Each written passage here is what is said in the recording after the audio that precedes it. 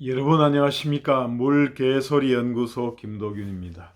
오늘은 9월 9일 금요일입니다. 이제 추석 연휴를 맞아서 전부 이제 고향으로 가고, 또 고향으로 안 가시는 분들은 집에 쉬거나 또 여행, 가족 여행 이렇게 가시는 분들도 많이 있겠습니다. 참 포항 지역에 이렇게 태풍 피해 입으신 분들 참 안타까운 상황인데, 참 어떻게 위로의 말씀을 드려야 될지 모르겠습니다. 이제 어제 야당 대표인 이재명 의원에 대해서 선거법 위반으로 기소가 되었습니다. 이 백현동 용도 변경 관련해서 관련하고, 그다음에 고 김문기 씨를 몰랐다, 이런 부분에 대해서 이제 허위사실 공표 혐의를, 허위 발언을 한 혐의로 해서 공직선거법 위반으로 불구속 기소가 되었습니다. 참 야당 대표에 대해서 이제 대표에 취임하자마자 또 공소시효 날짜상 이렇게 기소하지 않을 수 없는 그런 상황이 되어서 기소가 되었는데, 어찌되었든 날짜가 딱 취임하자마자 이렇게 기소가 되어서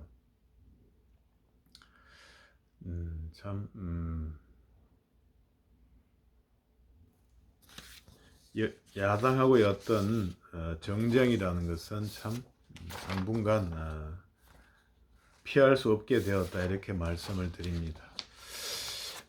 이재명 의원이 이제 출석해서 대면 조사를 받아라고 했는데 이제 불응했지요. 제 생각으로는 당에서 이제 협의를 해가지고 이제 불출석을 했는데, 나가도 별 할 말은 없지 않느냐, 이렇게 됩니다.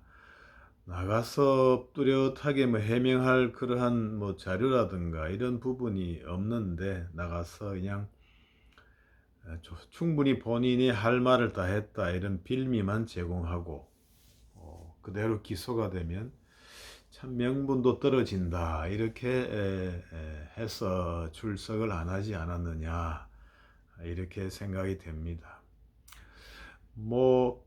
검찰에서 범죄 혐의자에 대해서 기소를 하는 경우에 꼭 피의자, 조사가 피의자 신문 조사가 필요한 건 아니죠. 다른 참고인 진술이나 물증만 있어도 충분히 기소는 할 수가 있습니다. 다만 이제 대부분의 사건에서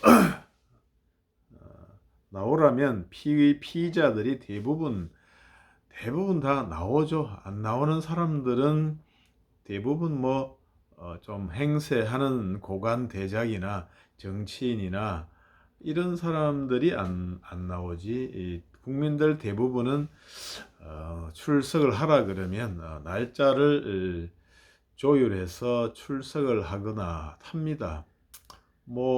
돈 있는 어떤 유력 인사들은 이제 해외로 도망을, 출석 요구를 받고 출국 금지가 안 된 상황에서는 이제 도망을 가기도 하지만, 대부분의 국민들은 출석을 하는데, 이재명 의원은 이제 아무튼 여러 가지 정치적인 여러 가지 상황에서 출석을 하지 않은 게 낫다고 생각해서 본인이 이제 출석을 안 한 게있지요. 그것은 출석을 하든 안 하든 자유이긴 하지만,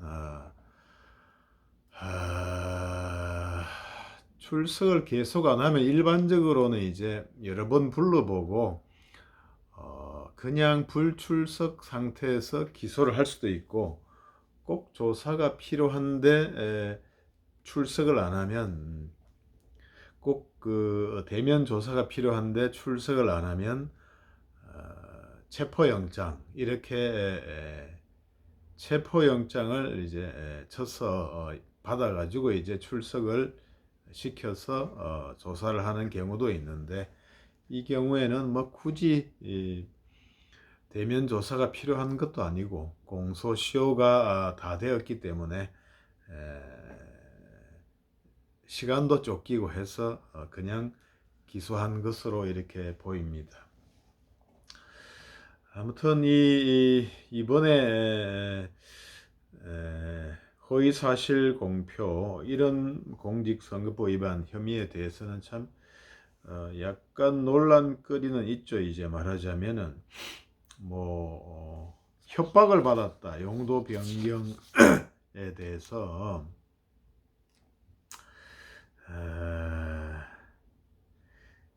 백현동 한국식품연구원 부지 용도 변경 특혜 의혹과 관련해서 국토부가 직무유기를 문제 삼겠다고 협박을 했다 이렇게 용도 변경을 요청을 했는데 그것을 협박을 했다 이런 발언을 한 게 문제가 되지 않습니까? 사실 그리고 김문기 성남 도계공 뭡니까 지위가 개발사업 1차장인가요? 개발 1처장에 대해서 하위직원이라 시장 재직 때는 알지 못했다 이런 두 가지 혐의인데 협박을 받았다 또 알지 못했다 성남 시장 재직 때는 알지 못했다 이런 약간은 이제 혐의 사실 자체가 조금 특이한 어떤 내적인 어떤 생각이라든가 이런 관련된 점이 있죠. 어떤 협박을 받았다 하는 부분은 사실 그 표현만 보면 상당히 어떻게 주관적인 측면이 있다고 볼 수도 있겠습니다. 나는 협박으로 느껴졌다. 너무 압박을 가해서 나는 협박으로 느껴졌다라든가 아니면 좀 이렇게 강조를 할까 어떤 약간의 과장된 표현에 불과하다 이런 변명을 할 여지도 있겠습니다. 그러나 이런 그렇게 보면 이제 그렇게 볼 여지가 있겠지만 중요한 것은 이제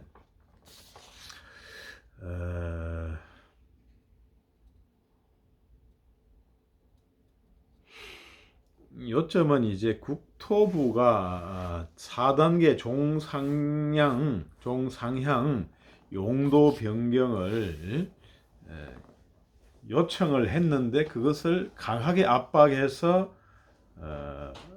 4단계 종상향을 하게 되었다. 그래서 협박으로 느껴졌다. 이런 취지 같은데 검찰에서는 이제 당시 공문이나 공무원 등 관련자 조사 결과 국토부가 4단계 종상향 용도 변경 요청을 한 사실 자체가 없다. 그러니까 용도 변경을 하라고 강하게 압박을 가하고 협박까지 했다. 이렇게 협박으로 느껴졌다. 이런 취지의 발언이었는데 여러 가지 조사 결과 아예 국토부가 그러한 4단계 종상향 용도 변경을 요구를 한 사실이 없다.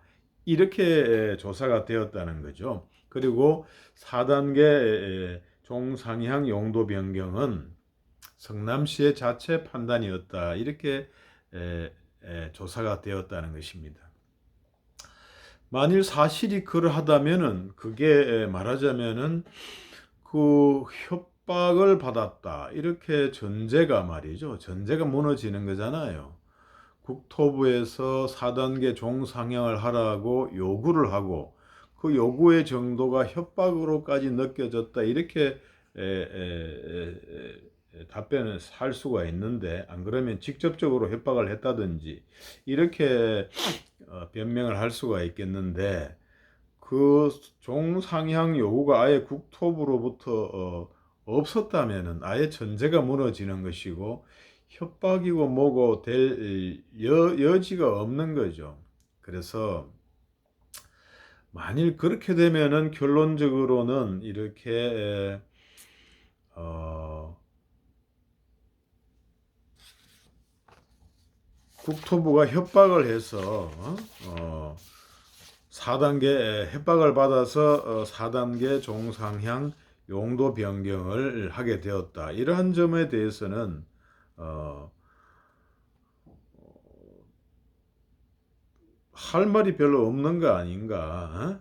그것이 뭐 나는 그냥 협박으로 느껴졌다 이렇게 또는 협박을 받았다 이렇게 변명할 전제 사실 자체가 무너지는 거 아닌가 이런 생각이 듭니다. 국토부가 뭐 직무유기를 문제 삼겠다고 협박했다 이렇게 얘기를 했는데 그 국토부가 아예 그러한 요구 자체를 한 적이 없다. 이렇게 성남시의 자체 판단이었다. 이렇게 되면 뭐 직무유기를 문제 삼겠다고 하거나 협박을 한 아예 근거 자체가 없어지기 때문에 이것에 대해서 어떻게 변명이 될 수가 있겠는가? 비록 협박을 받았다 하는 것이 실제로 뭐 직무유기를 문제 삼겠다고 협박을 하거나 안 그러면 이제 압박의 강도가 너무 심해서 내가 협박으로까지 느껴졌다 이렇게 변명을 할 수가 있는 부분에 대해서 아예 그 전제인 국토부에서 그러한 종상향 용도 변경에 대해서 요구를 한 바가 없고 성남시가 알아서 할 일이 이렇게 되면 그러한 변명 자체가 전부 무산이 되는 것이 아닌가. 따로 뭐 협박에 직무유기를 문제 삼겠다 이렇게 해서 녹취해 둔 것이 없다면은 이것은 모든 변명거리가 사라져 버리는 것이 아닌가 이런 생각이 듭니다. 그 다음에 이제 김문기 씨 이제는 성남시장 재직 시절에는 몰랐다 이렇게 발언한 부분에 대해서 한번 얘기를 해보겠습니다. 우리가 이제 뭐 뭘 알았다 몰랐다 이것은 이제 어떤 사람의 머릿속에 기억과 이런 속에 있는 부분이라서 남이 그것을 뭐 알았느니 몰랐느니 이렇게 판단하기가 쉽지 않은 또 측면이 있겠습니다. 그런데 이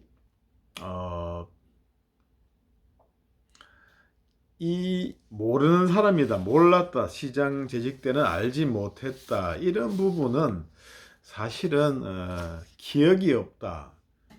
그 사람을 만난 기억이 없다. 라든가 접촉한 기억이 없다. 이런 부분하고는 사실은 상당히 다른 그러한 변명이죠. 우리가 이제 변호사 업무를 해보면 이제 정인들이 법정에서 증언을 할 때도 많이 있지 않습니까? 그러면 뭐 사실은 기억을 할 만한 충분히 기억을 할 만한 일인데도 불구하고 여러 가지 정황상 기억이 없다고 잡아떼는 그러한 사람이나 경우도 많이 있습니다. 분명히 기억할 수밖에 없는 상황인데 기억이 없다 이렇게 하는 경우에 보통 이제 법정에서 선서하고 정언하면은 위정의 문제가 있는데 그 위정의 문제를 피해가기 위해서 알지만 뭐 만났지만 예를 들어서 만난 기억이 없다 이렇게 정언하는 경우가 많이 있죠. 그래서 그러한 경우에 그렇게 해서 이제 답변도 회피하고 위정의 처벌도 좀 회피하는 경우가 종종 있죠. 사실 모른다, 안다 이렇게 얘기하기보다는 기억이 없다 이렇게 하면 뭐 검사나 판사가 내 머릿속에 들어와 본 것도 아니고 어떻게 뭐 또 옛날에는 기억을 했더라도 나이 들어서 그 기억력이 떨어져서 기억이 없을 수도 있고 잊어버릴 수가 있고 또 여러 가지 또 변수가 많이 있기 때문에 기억이 없다 이런 걸 가지고는 위정이라든가 이런 그런 시비를 별로 안 일으켰죠. 근데 이제 성남시장 재직 때는 알지 못했다 하위직원이라 이런 부분은 사실은 알지 못했다는 기억이 없다와 좀 다른 거죠. 그 사람을 아느냐, 알지 모르느냐 이것은 기억 문제하고는 좀 다르죠. 여러 가지 과거의 어떤 경험이라든가 어떤 경이라든가 어떤 또 행적이라든가 이번에도 호주 여행 갔던 거라든가 변호사 이재명 변호사라고 휴대폰에 돼 있는 거라든가 여러 가지 또 이런저런 사진 이런 것을 보면은 모를 수가 없는 상황이다 이런 거죠. 그래서 이제 검찰에서 허위로 판단한 것이 아닌가 그렇게 생각이 되고 연휴 목전까지 압수수색을 해가지고 또 자료도 확보하고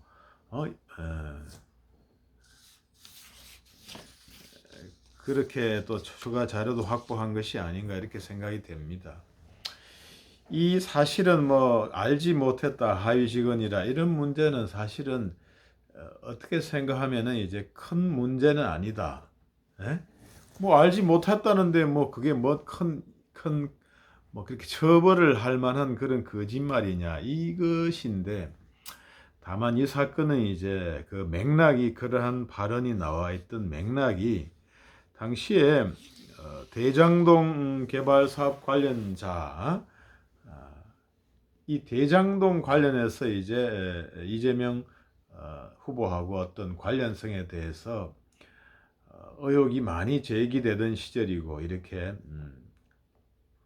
또 개발처장, 개발 1처장인 김문구 씨가 자살도 하게 되어서 여러 가지로 연관성이 인정이 되면은 여러 가지 선거에서 불리하게 평가될 가능성이 아주 많은 그러한 시점이었다. 이렇게 그런 상황이었죠.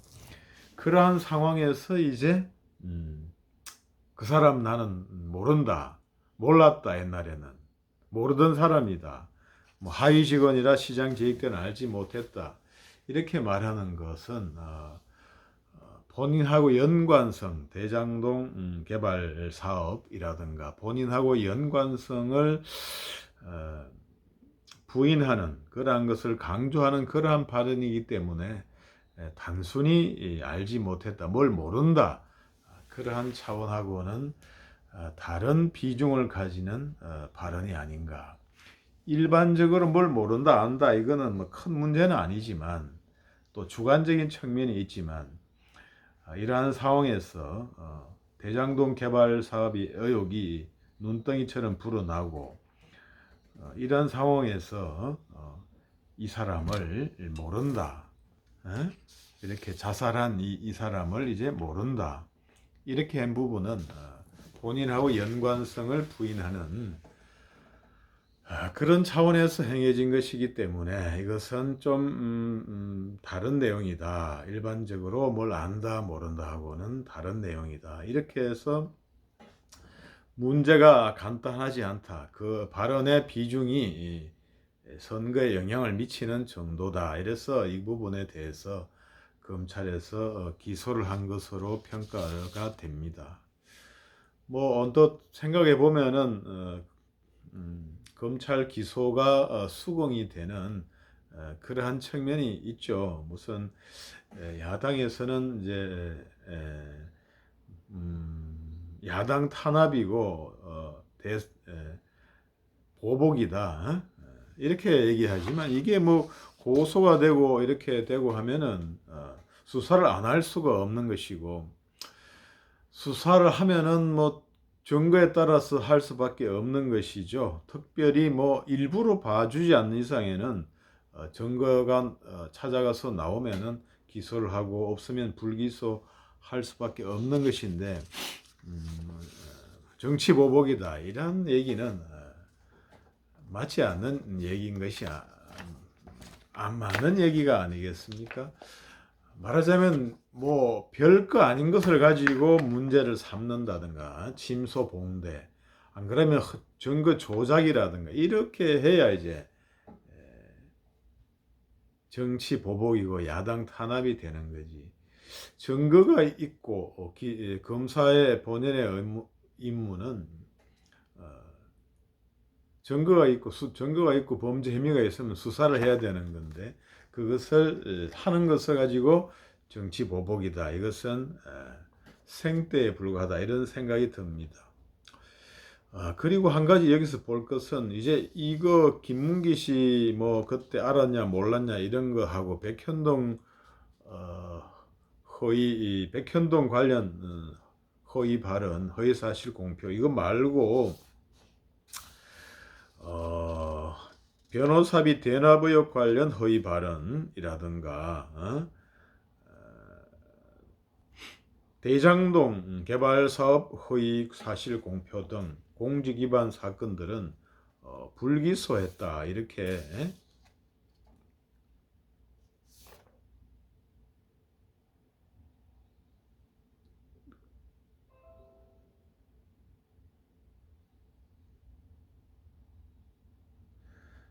불기소를 했다고 이렇게 보도가 나옵니다.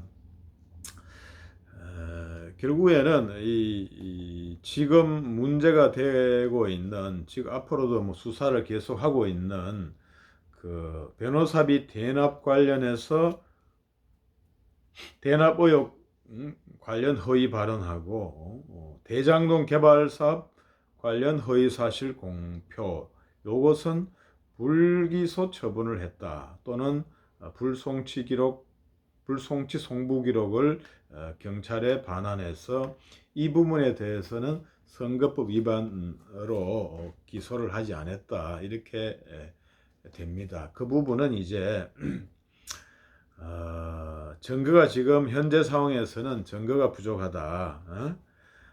결국에는 쌍방울 그룹 전환 사채 등으로 그에게 변호사 수임료를 대납하겠다는 그런 의혹을 부인했는데 그것이 허위 사실 공표다. 이러한 점에 대해서는 현재 상황에서는 증거 부족이기 때문에 증거가 없어서 결국에는 선거법 위반으로는 선거법 위반, 허위 사실 공표에 의한 선거법 위반으로는 처벌할 수 없다. 그래서 불기소 처분을 했다. 이런 내용입니다. 그렇게 보면 이제 어느 정도 일부는 불기소하고 일부는 또 기소를 하고 현재 상황에서는 수긍이 가는 검찰 일 처리가 아닌가 이렇게 생각이 됩니다.